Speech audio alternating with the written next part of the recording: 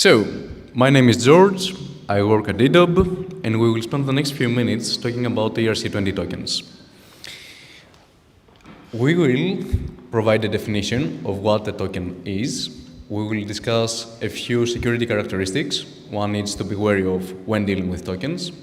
And finally, we will discuss ways you can go about checking for the presence of such characteristics in the tokens you are dealing with. But first, why do we care?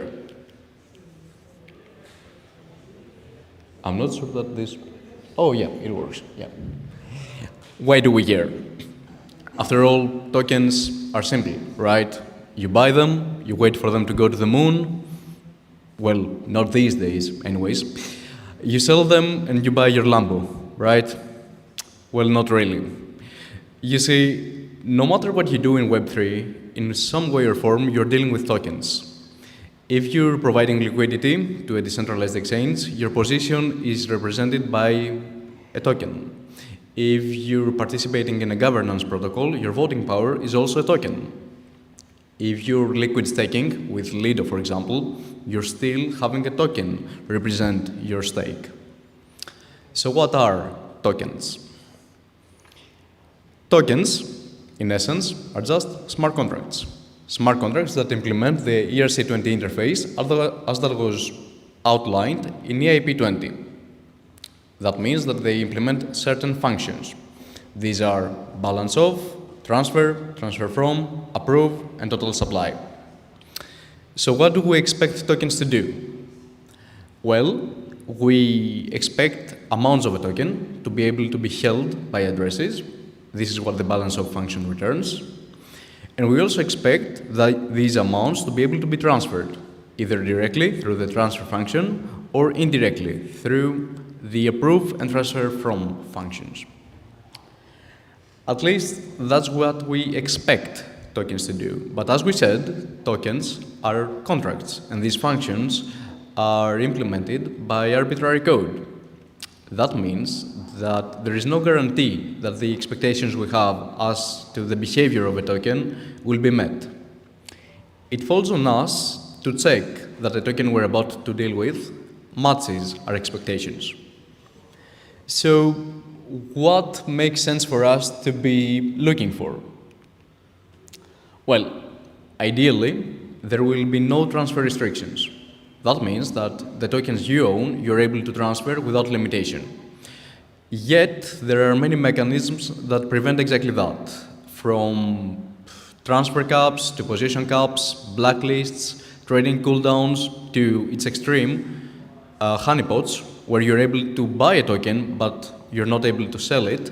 There are mechanisms that can disallow you from dealing with your balance as you might. Then there is balance manipulation. Ideally, you would be solely responsible and capable of altering your balance. Yet, there are many tokens, and we will see an example later, that fail to meet that standard. Then there is supply manipulation. You would expect a token you hold to have some value, and that value is derived from its scarcity. But if the token is infinitely mintable, there is no scarcity, and thus there is no value. There are taxes.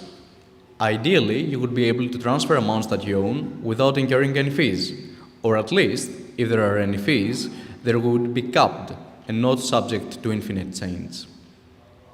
There is centralization.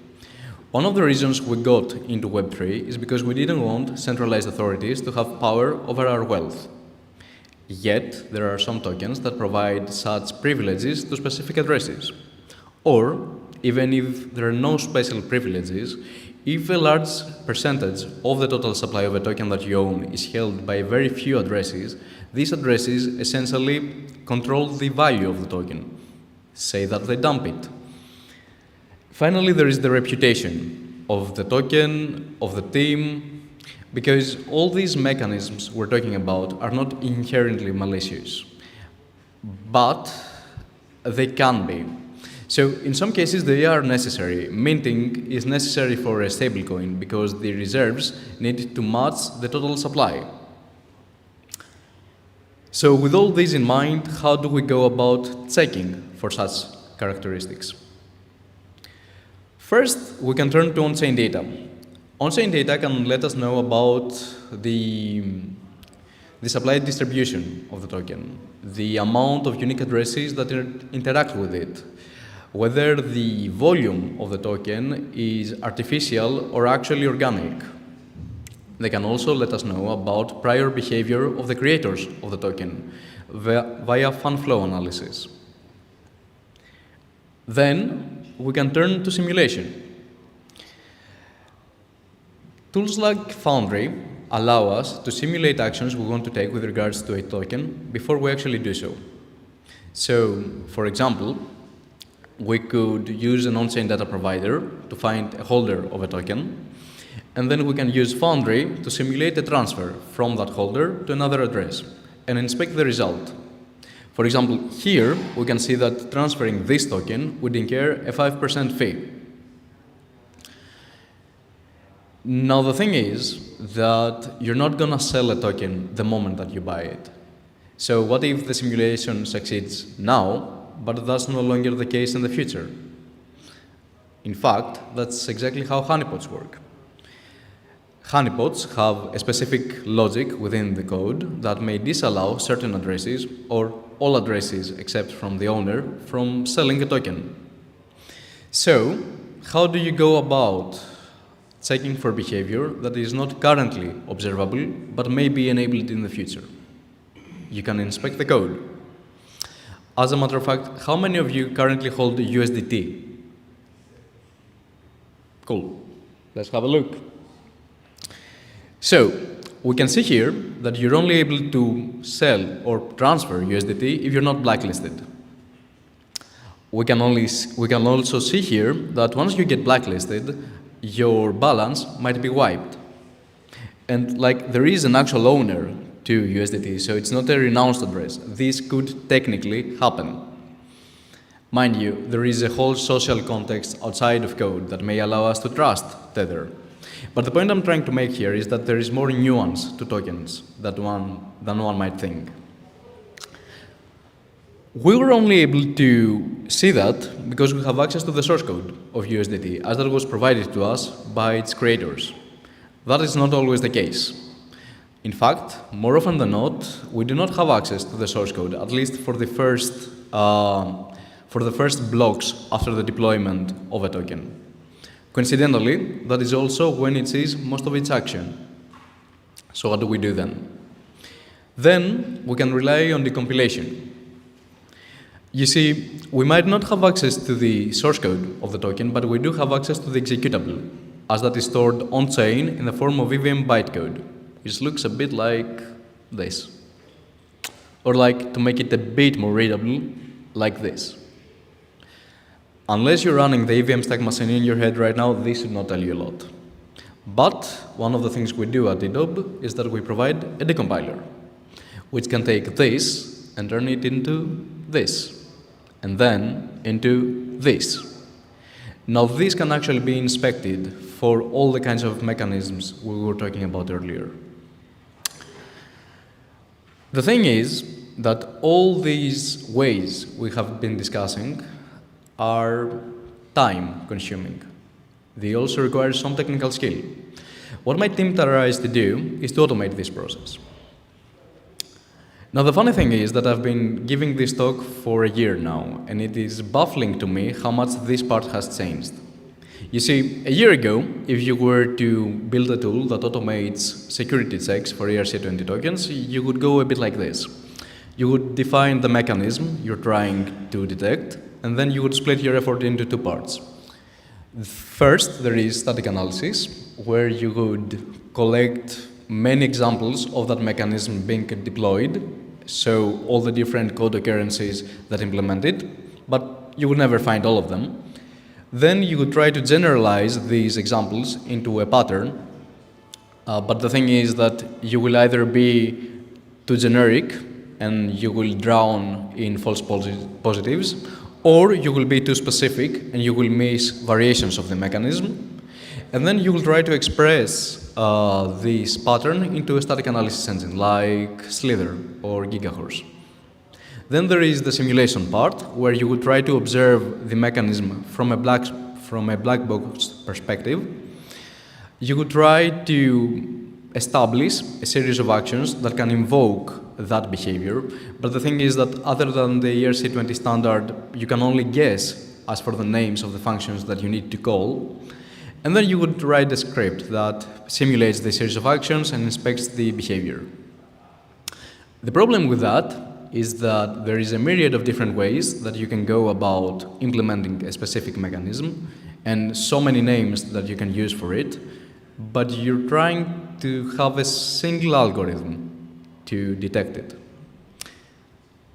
This can be attempted, but it doesn't really work. AI to the rescue. Actually, no, before that, as an example. So blacklists, for example. This is what a blacklist typically looks like. There is a mapping lookup of the message sender whose value controls the flow of the transfer function. But what if it's not a mapping?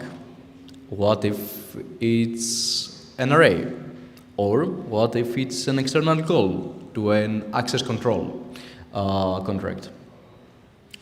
Now back to the previous part, AI to the rescue.